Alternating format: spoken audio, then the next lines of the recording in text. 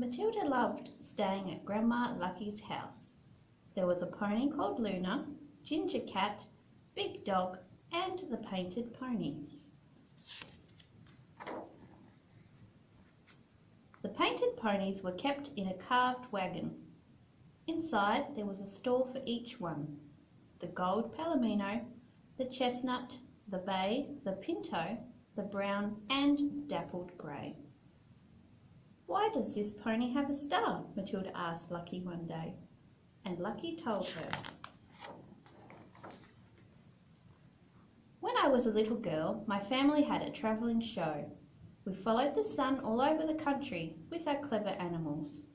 There were dogs who could play a football, dancing goats, clairvoyant hens, and Hercules, the biggest horse in the world."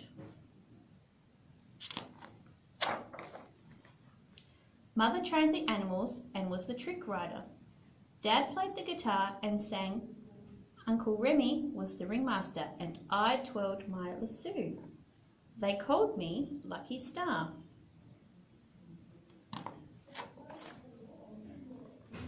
One summer, as we travelled over the Smoky Mountains, we saw 6 wild ponies playing in the shimmering grass. We saw a gold palomino, a chestnut, a bay, a pinto, a brown, and a dappled grey. We moved on from the hills to the coast, but we couldn't stop dreaming about those ponies. We could see their glossy coats shining in the sun and their manes swirling as they bucked and danced around each other.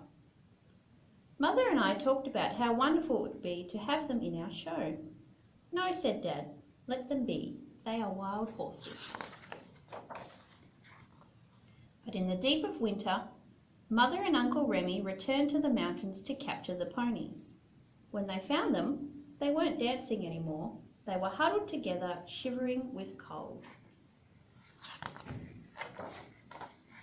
When the ponies arrived, I brushed them and combed the tangles out of their manes and tails. The gold palomino, the chestnut, the bay, the pinto, the brown, and the dappled grey. The ponies were clever and calm and easy to train. They soon became part of our show, and I loved them all. The gold palomino took the hens for a ride, as they knew she would. The pinto loved to dance. The bay was a trickster. The chestnut raced the dogs around the ring, and the brown coat could count. And the dappled grey was mine. She trotted steady and sure as I danced and tumbled on her back.